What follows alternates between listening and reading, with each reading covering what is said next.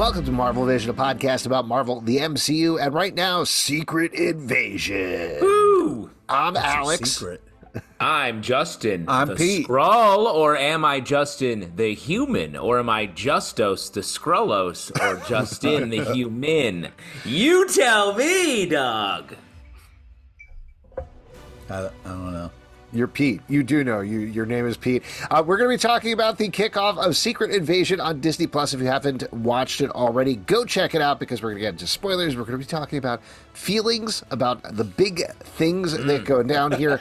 Particularly, I'm sure there's going to be some big feelings about the event that happens at the end of the episode. So really, if you don't want to know, turn away. Or medium feelings. Okay, go fuck yourself. Well, some of us clearly are going to have some big feelings about what's going on there. First off, though, I have a big question for you guys before we get into it, okay? This is like a big, broad question. I think this was established in Captain Marvel. I'm not 100% sure. But the Skrulls live on a planet called Skrullos. Should we be calling our planet Humanos? Is that... Wow. What do you think? Las Pollos, that you Las put on Pollos there was Humanos. just, yeah, like, I don't know what just happened. Humanos. Anyway, in this show, we are picking up decades later after the events of Captain Marvel, where we met some nice, funny Skrulls who were actually the good guys and being protected by Captain Marvel against the Kree and attack there. We've been told that there was an attack on the Skrull home planet. They barely escaped with their lives. Catching up later on here, we find out that Skrulls, decades later, have infiltrated in some form levels of the government, peoples, spy organizations. Animals, maybe. Animals. Cows. In Captain Marvel, they established that they could turn into a filing cabinet, so maybe they're a filing cabinet as well. Whoa. I think we don't get an accurate picture about how Skrulls work. They only... Because in the comics, they can take any shape, right? Mm-hmm. And it seems like in the movies, it's just human stuff. Just humans. Right. So there's the other big thing that you need to know about is Nick Fury, pretty much since Endgame, has been off Earth building Saber. This is the space station that we saw in the not Captain Marvel, the Marvels trailer. So we know where he's going to end up eventually once he shaves his beard and he's a little less scruffy. But as is, and this is not to immediately get into theories, but I have a big theory about the show. I think from watching this first episode here, Nick Fury hasn't been the same since the blip. Did you get that impression? Oh my God, they said that so many times. So many times! By the third time, I was like, I get it. He hasn't been the same since the blip. Alex, I don't think he's been the same since the blip. I'm going to go out on a limb and say it. Yeah, he's got a bad knee. That's one of the things that's happened since the blip. It's hard to watch him hobble around. You think when he Thanos snapped out half his knee. You think when he dusted up during the blip, like his knee didn't come back after? Yeah. It's quite the same. You got a knee switch? Some other dude has 3 knees. One of them is a Nick Fury knee. Oh, man. Oh, a Nick knee. Obviously, I'm being a little glib and mean right up front here. That's not you are. That's your normal mode, though. It's not my normal mode. Alex, I didn't want to say this before, but you haven't been the same since the blip. Let's do what we always do at the beginning here and talk about general impressions. This is the first episode of the show. There's going to be 6 episodes total, so obviously there's still a lot more to go. But Justin, you and I had talked a little bit how hyped we were after seeing the first 5 minutes that they leaked online. So now that you've seen the other 45 minutes, 50 minutes or so, what do you think? What's your general impression of the show so far? Hype remains strong. In the first 5 minutes I saw here, and then sort of slid downhill a bit. And I'll tell you why. Because the first 5 minutes into the paranoia, espionage, like a lot of great stuff there. Super into that. And then the espionage went way down in quality, I felt like. Like the final move in the square, I was like, this doesn't make any sense. Why isn't anyone acting this way? Especially where we left it. And then the complexity of like, well, some Skrulls are nice, some Skrulls aren't nice. We have to really be careful. Just got insanely complicated when if it was just paranoia from the Skrulls, that's what we need. And we need to be in Nick Fury's head. And like you were just talking about. You can't be. No, but we want to ride along on him unraveling this mystery. He can't trust anybody. Because if we have theorized, maybe we'll get a reveal that he's not Nick Fury. It's a Skrull after all. Then that reveal hits so much harder if he's this trusted like narrator we've been following with, or this protagonist. Instead, it feels like we're watching Nick Fury from a distance, and he gets to have some fun with Olivia Colman, but otherwise he just seems lost. And honestly, in the show's telling us this too, old. And I'm like, I don't need my hero to be old unless truly we're done with him after this. Oh, don't say that. All right. But I don't think we are. Yeah. So, first off, I was very excited about this. I think this is an interesting kind of thing just because I know the comics, but the Marvel Cinematic Universe has showed Skrulls as good guys the whole time. So I was really concerned about how this was going to go down. And they made the choice of not all Skrulls are the same. Whoa, fun. You can't throw a blanket over people and say they're all the same. So great, cool. There's complexities. Everybody's different. Yeah, I can understand that. What is that? I don't understand that. Is that a local aphorism? Can't throw a blanket over that? Well, you can't do blanket statements. You can't be like, this people are this. All Skrulls are good. All whatever. You know what I mean? So can't throw a blanket over that. Can't give them a nice fluffy pillow. Can't sing them a song and put them to bed. You know what I'm talking about? Yeah, I like that you take that really literally, Pete. Like when you make a blanket statement, you literally throw a blanket over something. That's right. Yeah. So anyways, I was very excited and intrigued. Also, I feel like Samuel L. Jackson is a fantastic actor, so more with him is exciting. I was impressed with the kind of tripped out artistic credits that we got in this. Oh, I'm going to give a hard disagree on the credits. Hey, you got to talk a bunch. Why don't you let me fucking talk?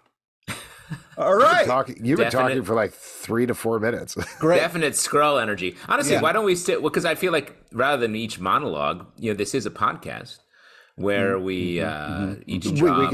We could like talk. We could have like a I was trying to put a positive spin on it, and you two negative Nancys just want to rip it to shit. I was trying to say some nice things before we get into it. No. Listen, here's the thing: is that I actually am gonna agree on the positives with you guys. I think Pete, like you're saying, this is a really good cast. Like Olivia Colman, phenomenal and everything. I do think once she's on screen, it just brightens up so much. Her scene with Samuel Jackson is great. They're phenomenal working off of each other. Amelia Clarke not getting a ton to do here, but I like her in general, so I'm excited to see where she's going to go.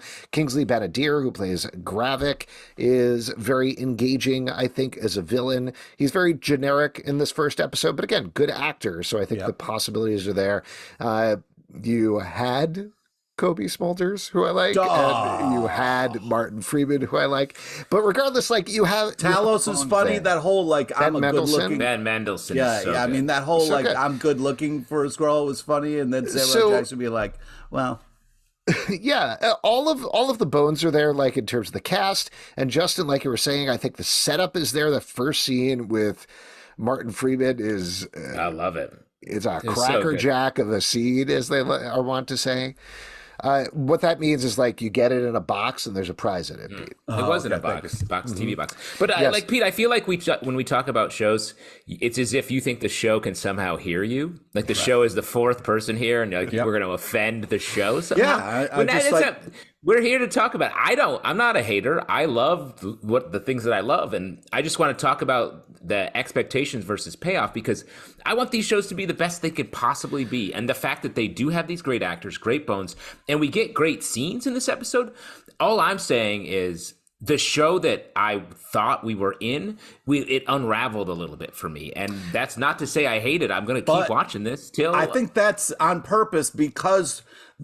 We don't know what's happening, and I'm a little concerned when we will start to know and how deep in that will happen. But I think it is this interesting idea of if they can turn into anybody, who do you trust? Who is working what side? Because it seems like Talos has his own agenda, knows a lot of different people.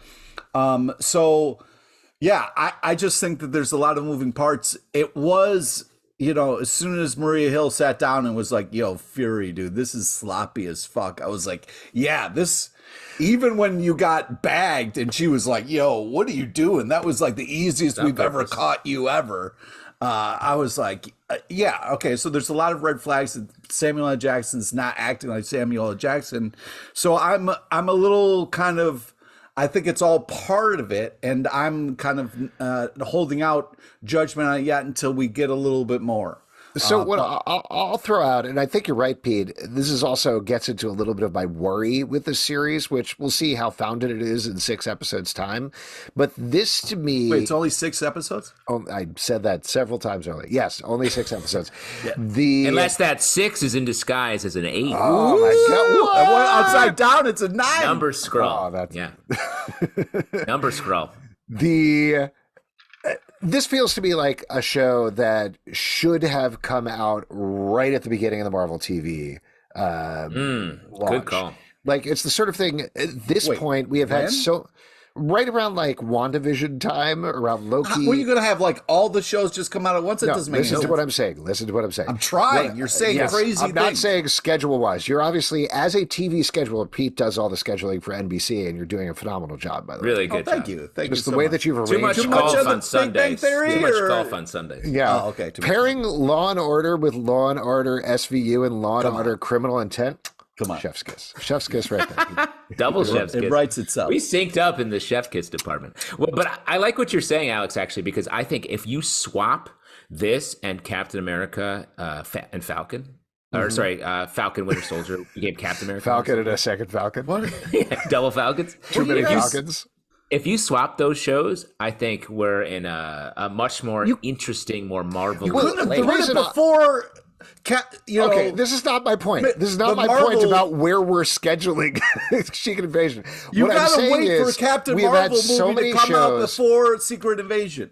Pete, you had your chance to talk. Let me talk now. I get to talk. Okay, so we've had too many shows and movies at this point where people are like, I was really traumatized by the blip. And they're like, you got to get out of this funk from the blip. And they're like, blip, blip, blip, blip, blip, blip, blip, over and over. We've moved past that. The MCU is finally beyond it. We're finally beyond the hangover from Endgame, and we don't need to sit in that any longer. The thing that I was going to say about what you're saying, Pete, in terms of structurally, this to me feels like exactly like Captain America and the Winter Soldier, where you're going to have this arc of like, ooh, Nick Fury's really out of it. And then episode 6, he'd be like, I'm back, baby. I'm a super spy again. I shaved my beard, got my eye patch. Let's go. And I don't need that. Like there have been enough spy movies and enough spy TV shows where we have old spies off their game and pulled back into the game one more time. And it's never, they're not like, well, I'm back to ground zero. I know literally nothing about spying anymore. Do you have one of those little spy kits you get at the back of a comic book with like the X-ray glasses? Maybe I could use mustache. That's about the sum of my knowledge. Well, and let me say, like, I hope that I see that in the show, but I think there's a deeper understanding that they may have of Nick Fury in relation here that I hope they pursue. The idea that everyone thinks he's off his game, the way that they're like, that's the easiest I've ever captured you. When in fact, he was intentionally captured that way so he could drop the owl eye in, which is what I'm calling that. And the idea here that he's not off his game, he is appearing a certain way like a good spy does so that he can get his lay of the land on the Skrull situation, because this is a place where he's way off his game. He's the one that controls the secrets, and now he doesn't know these secrets because these secrets are better than him. So like the idea that he actually is the master will be a great turn later if they go that way. And that's why I want to ride with him. I want to boil with him throughout this whole thing like a hard-nosed detective espionage story. And so part 1 of his 6-part master plan is let Maria Hill die. Well, I'm not saying this is a master plan for him. I'm saying he's off. He doesn't know what's happening, but he's playing old, or he's playing lost a little bit so he can get his lay of the land. It's like when you drop a spy into a hostile country, they need a minute to establish. And it looks like Maria Hill, was some collateral damage to that. Well, that's the thing. I'm hoping it wasn't Maria Hill. So it was, and we know it was because earlier in the episode when Martin Freeman dies, he turns back into a Skrull. Right. Here, we get it shot pretty much the same way. You see the breath leave her body, and they hang on her human body for a while, and that is the camera 100% telling you, yes, that is Maria Hill. Maria Hill is dead. And I love that. She's still alive a little bit, and the camera cuts out just before she turns into a Skrull. No. So she's dead. They killed her at the end of the episode. Nope. Here's, I appreciate it's you like saying the end of a comic book when someone dies and then you pick up the next issue. Oh, they're not dead. Different. This is right. TV. They fridged Maria Hill is what I think is going on here, and I'm pretty upset about it. Like, I think considering the history of the MCU and the history of their female characters, they did this with Gamora and Black Widow, both in Endgame. They've done it with other female characters as well. It feels very regressive to me as a way of like motivating Nick Fury. And just to take a step back there for any of our listeners who don't know what fridging is, though I assume most of you do as comic book fans, if you are comic book fans. But back in the day, Gail Simone, who's a very famous, very well-known comic book writer and internet troll at the current time, she was a comic book critic.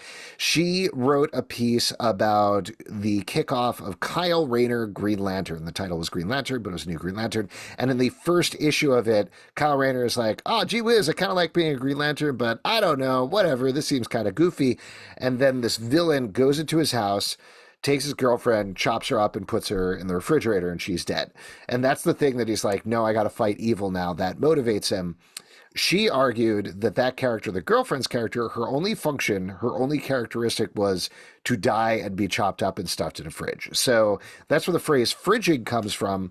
Whenever you specifically you kill a female character or any love interest, really, in order to motivate the main character, and that's really all they exist for.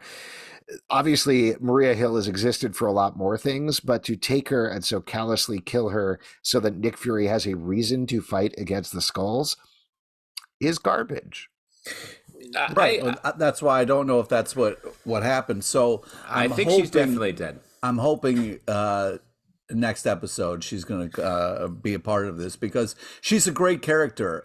When the episode ended, I was screaming no because I like her as a character. She's been with us for a lot, and it would be really shitty if that was it. And it would also be shitty because Secret Invasion was like a Maria Hill story, at least the most recent miniseries that they did. So, anyway. Agree with that. But I also think for as long as she's been around, she hasn't had a bunch to do in the Marvel Universe. She's sort of been, whether it's just supporting the male characters, I feel like she's just been pushing the plot along. I think she has been doing that in the fridging you're talking about, Alex. But really, she's been someone who's like, saying plot things to keep the story going, so to get to the action sequence where the superheroes fight. And I think that's why I feel like she doesn't have a lot. We don't know a lot about her. She's not a really developed character in any of the MCU stuff. But what she is in the comics, and she just hasn't been on screen. So that to me is a reason why the plot was like, well, she can go. I think this gets, yes, 100%. I think this gets into a very meta reading of it, though, where I agree with you. That's, I'm sure, 100% the conversation that went down in the writer's room where they said, okay, who is expendable here? Who can we get rid of? What is the most direct line? But they've been doing this for years. They have people who read comic books and understand media. It's not just that, like Deadpool 2 got slammed for that as well, for killing Deadpool's girlfriend. So this is not the first time it's happened with a Marvel production. And it feels like there should have been a conversation there. And if there was a conversation and they decided to do it anyway, that in my mind is bad. Yeah. The only thing I would say why I bet they did it, because I bet they had a similar conversation in the writer's room. I would hope someone would have raised this, but I bet they were like, well, what other character can we do this lingering shot on where anyone would think they would be a Skrull and it have stakes? Mm-hmm. And Hill's the only one that's been around long enough where if she's a Skrull, it calls into question everything. Yeah. And so I feel like they wanted that shot. And what other character could they? Well, I was thinking you could flip flop Freeman and her. You know, like she turns into a Skrull in the first fight sequence. That's a great Freeman call. dies. Yeah, you know, that's a great call actually, because it would have been great to have Skrull Freeman die, reveal regular Freeman, and then have him die at the end of the episode, so he dies twice. That would have been like super different and interesting, and would have sort of done all of these things where talking about it in a better way. Well, and particularly because we get the introduction of this Skrull brain machine thing about halfway through the episode, which seems like the way where they're not just changing shape, they're also taking people's memories. At least that was my interpretation of it. So my assumption is there's going to be a big reveal when they break into the Skrull facility in like episode 5 or something, where Martin Freeman is still alive. And it'll be like, wow, we're so excited to see you, Everett Ross. Now you can be in Black Panther 3. Meanwhile, Maria Hill is slowly rotting in her grave. Oh, Jesus, take it easy. Jeez, Alex. All right, I mean, but sorry. The I'm brain bummed. reading thing was something they were doing in Captain Marvel as well, where they were kind of like tapping on our head, trying to get at the secrets and stuff. That good brain, the secret brain. Yeah, I think that what's interesting is this whole kind of idea that Skrullos is a rebellion. Yeah, that we have people without a home. And New Skrullos, the new colony. Skrullos, better than old Skrullos. I think it's one of those things where, you know, it's this interesting idea of, okay, hey, guys, just sit tight. We're trying to get you a home. Half of us got blipped out. Captain Marvel got pulled on a different thing. And just please be patient. We'll find you a home. And it's not happening. So there's a rebellion kind of boiling up. I think that is an interesting idea. Makes sense with the kind of timeline that we understand, that like, hey, we're here on Earth. Why don't we, take this over? So I think that part made sense. I didn't have a hard time with that. Also, I thought it was kind of interesting since they don't have any reaction to it's a good place to hide where no humans can survive. So I thought that was kind of like a cool part of the show. I would say easy to find them. Their whole thing is hiding in plain sight. And if they're like, we live in this place that you could find pretty easily if you looked, I was like, that's sort of strange. Yeah, but who's looking, who's like, where we should go is a place that's very harmful for us to look, I just feel like there's But they know where there, it is. They have the sites and everything. Yeah. What were you going to say? Let me throw this out, because I think the hurdle here for me is Captain Marvel. Because the Skrulls in the comic books were sort of like pod people. It was put in to be a story like this, where it's like, wait, who have they replaced? We have to suss it out. This is an alien invasion. And the Captain Marvel Skrull plot, where the Kree-Skrull war, and we're caught on that, and the Skrulls end up being who we're on the side of, it complicates that inherent like relationship that the Skrulls have, and the inherent sort of villainy that we're seeing here. And so this is already more complicated than we want it to be. When really, if they could have found a way to sort of creatively get around a lot of the stuff, like Talos is like, he comes to Nick and he's like, hey, this is way deeper than we thought. We met. I helped me. Let me help you. This is the conspiracy. You don't know how deep the conspiracy goes.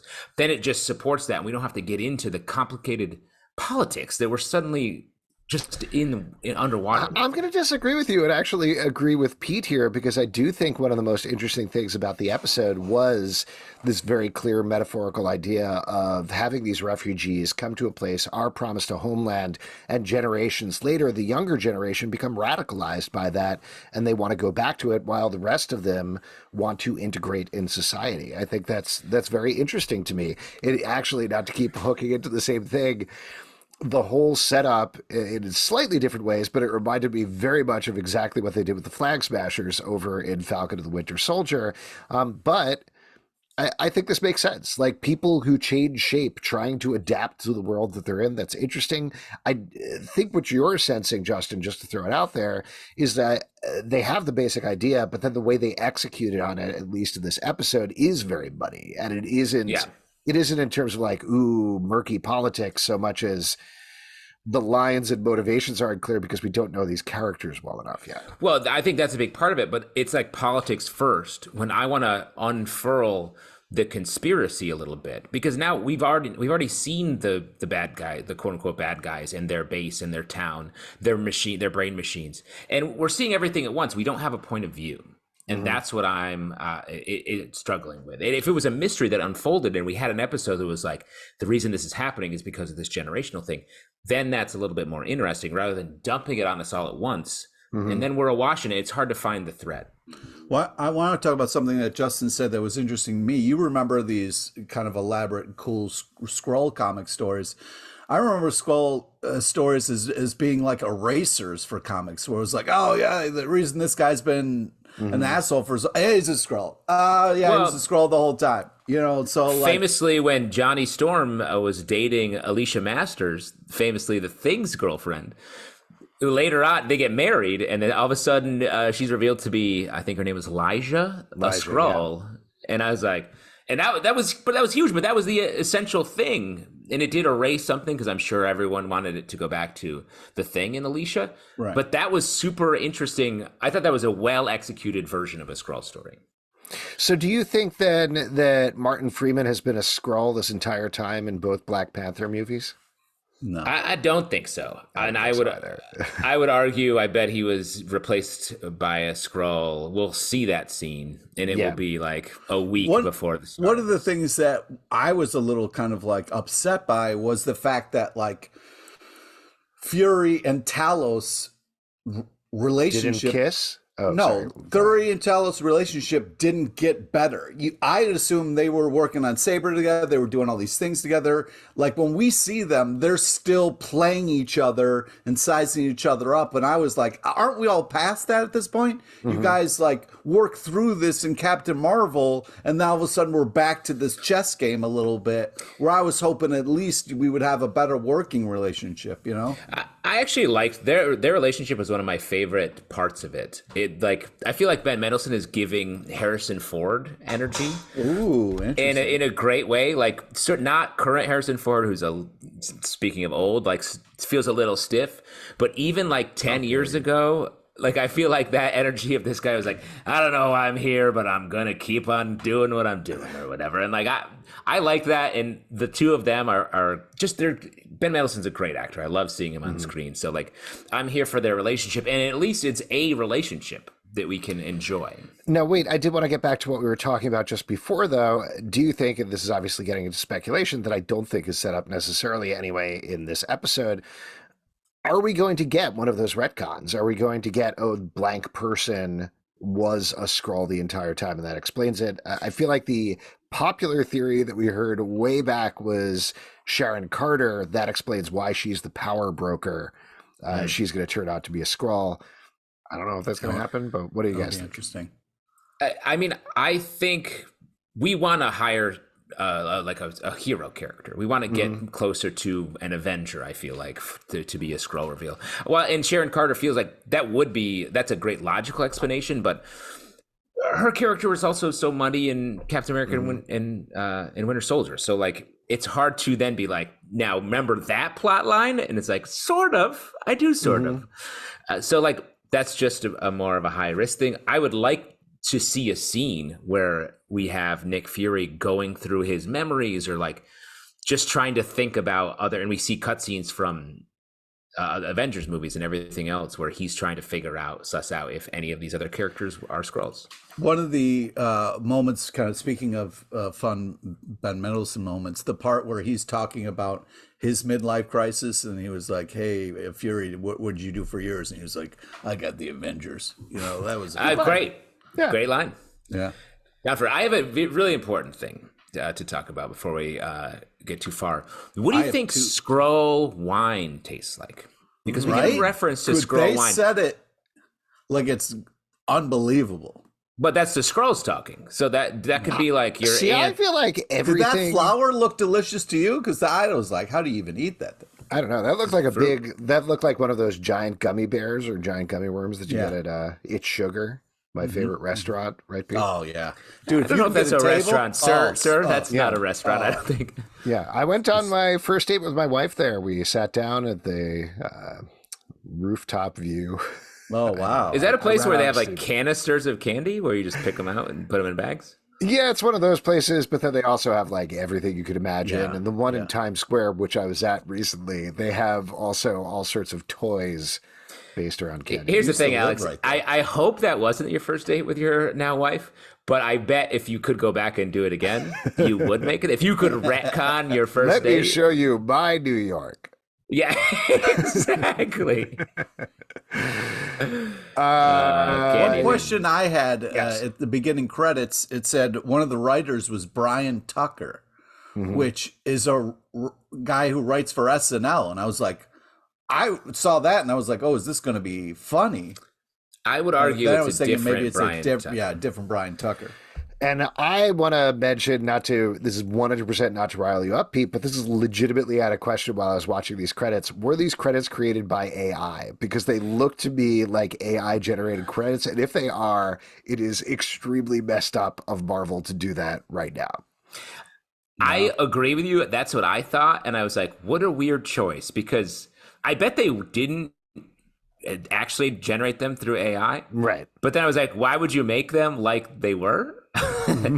Because it's such a timely, bad topic to be even calling into question at this moment. So I don't know. It was a weird choice.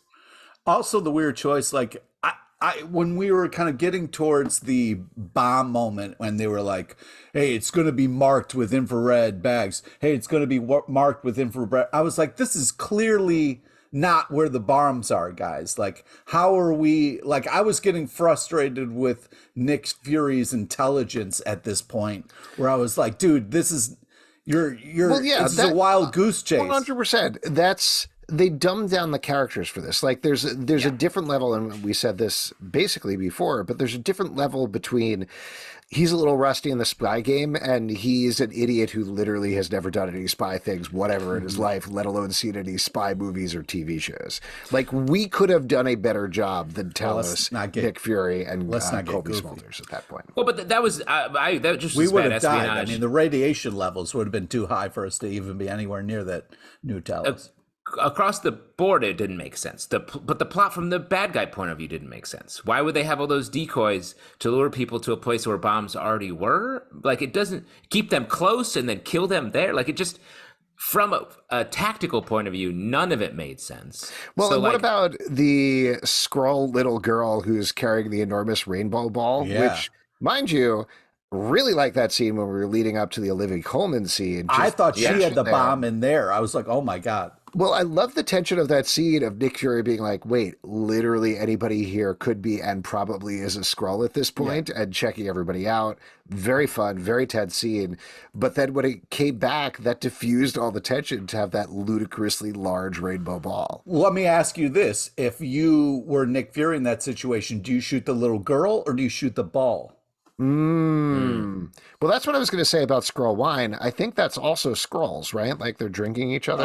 Everything's Skrulls. Oh, yeah. I love that. I get a lot of wine, and it happens to be Skrull wine. Well, I shoot it with a bullet. I shoot it with a bullet, and it turns into Skrull wine. Oh, wow. I did appreciate that moment where they were talking about, like, Skrull flowers, and they were like, it just adapts. It can just adapt. What do you think the evolutionary purpose for them to be shapeshifters is on their Skrull planet? Oh, great question. Pete, why don't you take this one? You're the evolutionary biologist of the podcast. Well, sure. I mean, if you want to look at something that on our planet, you know, like chameleons and different things that kind of will change colors or kind of adapt to their surroundings, I think maybe their original world, you know, they weren't big fighters. They were more just kind of blending in. It was their self-defense. And I think as they got kicked from one place to another, they've kind of heightened and evolved and, you know, kind of became who they are. That is a great answer. You are on fire. You are on fire, Pete. I love it. Other moments from the episode you want to call out in particular? Anything else jump out at you? Pete, Justin, Pete, Pete, Alex, Pete, Justin. Fury walks into a bar, starts just kind of buying drinks for people. I thought that was super nice of him. You know what I mean? He didn't have to do that. He's just, it's a good policy, you know? Right. If you're the odd person out, you buy a couple of drinks for people, make them, you know, feel comfortable around you. I was like, that's smart. That felt like a Fury move to me. I definitely really identified with Nick Fury when everybody was making him drink vodka, and he was like, I'm more of a bourbon man. I was like, oh, me too. Who drinks straight vodka? It's gross. Oh, my God. What are you, fucking nuts? Many people. I love straight vodka. Yeah. What do you like? The lack of flavor? The fact that it just tastes like burning? The burn, yeah, man. Lets you know you're drinking something. You know what I mean? Probably drink a candle if you want to get the same sensation. Or gasoline, just straight gas. Do a little moonshine? Come on, man. Come on, Sean. What do you think about the all the clocks in the room? Anytime I'm ever in a spy movie and there's a bunch of clocks in the wall, that's a trap. You run, you get out of there. But you're right. The owl eye move was a nice touch. It was nice. That was like falling over stuff, and I was like, yeah, oh, that's a nice touch. But also, that was another time when I was like, what are you trying to tell me about Olivia Colman's character right now? Because in my mind, the way they set up Olivia Colman is she's a master spy master in her prime, the way that Sam Jackson is not supposed to be right now. And the fact that he gets her with one of the most basic tricks in the book is Owl Eye is very silly to me. Well, I thought it was smart because he was falling over a bunch of stuff. And the only thing that mattered was the owl eye. Mm-hmm. He was doing like a total Mr. Bean type thing. Exactly. Yeah. Mm-hmm. Exactly. You know, Samuel is going to be. Well, to the point that it felt like, and maybe this will pan out in some way, but to the point that it felt like to me, the way that Olivia Colman and that other dude were talking in the hologram that was presenting it to them, being like, here's the information that you need to know. We're going to stand in a very clear range of this camera. So maybe we will find out that's what's happening. Oh, yeah. Maybe, because I agree with you. It was a set-up trap for sure. I agree with you. The scene was between Fury and Olivia Colman's character was great. And then the hologram scene, I was like, what? Have they been hit in the head with a shovel before they started talking? This is one of those series. It almost feels like they should have dropped all 6 episodes at once, because it's the sort of thing that like with most spy movies, things will be forgiven at the end once they're explained, Exactly. Once they actually come out. So I hope so. I hope we're going to have to do a reassessment of all these things that make us scratch our heads when we get to episode 6, but I guess we'll see. That Talos conversation where he said, your mother died while you were working for her killer. I was like, oh, shit. Good line. Mm-hmm. Yeah, I was like, oh, see, I wanted more of that. We only got a little bit of that. We're going to get more of that, I think. And I hope that again, 2 great actors. I'd like to see that relationship sort of come to the center, but again, we only got a little bit. And also, what do you think went down with Fury on Saber? Because it was like, speaking of a blip, it seemed like he kind of had, he says he had a crisis of faith or something up there that went sideways, and he was just off Earth. Well, when we last saw him was that end credit scene in Captain Marvel where he was kind of hanging out, it looked like, at the beach, and then sort of wandering around the space station. So my impression of it, this is literally only based on that scene and just sort of speculating off of that, is that he's been doing logistics for years. Like he's been doing essentially a desk job. Yeah, exactly. And so getting back in the field, getting back in the game, that's the thing that is stretching him. Maybe the space bourbon is bad and he has to drink space vodka. Those are also Skrulls. Did you know that? Yeah. Before we wrap up here, why don't we go to our vision board and talk about what we think or want to happen in the second episode? Pete, what is on your vision board for Secret Invasion episode 2? I want Maria Hill to come back and shoot Fury in the gut and be like, how does that feel, you fucking How about dumbass? Tim Apples? I fucking warned you and you let me die. Jesus. That's what you want? I'll tell you what, that's quite the hill to die on. Whoa, come on, man. Hey. I want to ride with Fury. I want this to get a little bit smaller as a show. Maybe the tragedy of Maria Hill dying will allow us to really get in with Nick and have him try to be driven by that loss and try to really drill down and figure out this better mystery. At his job. This is definitely not an episode 2 thing, or probably not an episode 2 thing, but I think I want that thing that you were kind of hinting at or talking about, Justin, and Pete, you mentioned a little bit as well, in terms of like, I don't need a cameo, but I need this to feel like, oh shit, how deep does this go with the Skrull thing and with the shape-changing thing and the face thing, however they execute on that. Ideally, again, that I don't need the cameo, but it needs to be somebody we care about in some way beyond Martin Freeman and his opening guest shot. So it can be a conversation. It can be a high tension conversation where we're creeping in on different characters from a camera point of view. Great. What just occurred to me is Justin earlier said, what if Skrulls could turn into filing cabinets?